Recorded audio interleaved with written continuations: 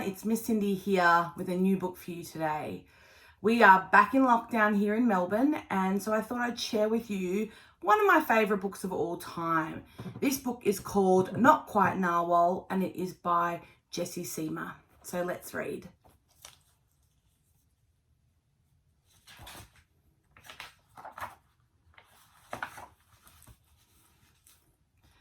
Kelp was born deep in the ocean. Here's kelp here.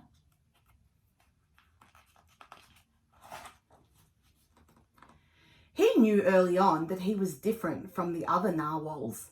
His tusk wasn't as long as everyone else's. He had different tastes in food, and he wasn't a very good swimmer. Look at him with his little floaties there. But his friends didn't seem to mind, so Kelp decided he wouldn't either.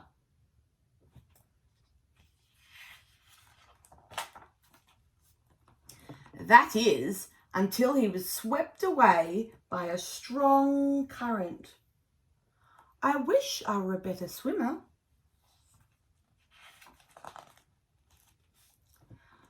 Kelp found himself at the surface, closer to land than he'd ever been before. High up on a cliff, he spotted a mysterious, sparkling creature. It looked so familiar. It looked like kelp.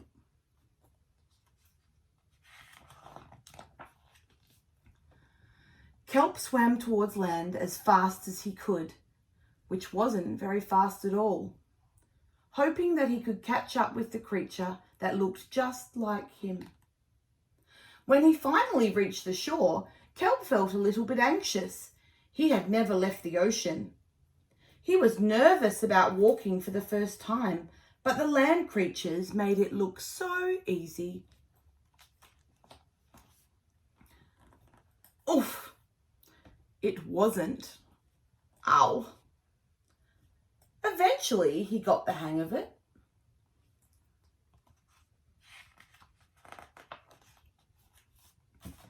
Everything on land was strange and beautiful, but also kind of scary. Kelp began to think he might never find the creature that looked just like him. But as he stumbled out of the forest, land narwhals. Actually, we're unicorns, and by the looks of it, so are you. Kelp had never heard of unicorns before. They taught him all sorts of new things about his tusk. We call them horns. Wow. They introduced him to unicorn delicacies, and they showed him how to gallop. There was no doubt that Kelp was, in fact, a unicorn. He was having so much fun that he didn't want to leave. But then he remembered all his friends under the sea. Kelp missed them terribly, so he said goodbye to the unicorns and returned to the ocean. Come back soon, they're saying to him. Kelp swam towards home as fast as he could, which wasn't very fast at all, hoping that the narwhals would still like him now that he was a unicorn. When he finally arrived, Kelp had butterflies in his stomach. Welcome home, Kelp. Kelp took a deep breath and told his friends the news. It turns out I'm not a narwhal. Of course you aren't. I'm a unicorn. We all knew that. They took it quite well. Kelp was happy to be home, and now that he'd experienced life on land with the unicorns, he couldn't seem to forget them. Did he want to be a land narwhal with the unicorns, or a sea unicorn with the narwhals? Kelp couldn't decide.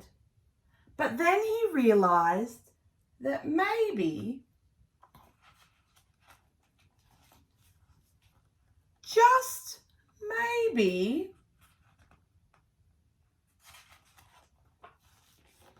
he didn't have to choose. And look at this beautiful picture with all the unicorns and the narwhals playing in at the beach together.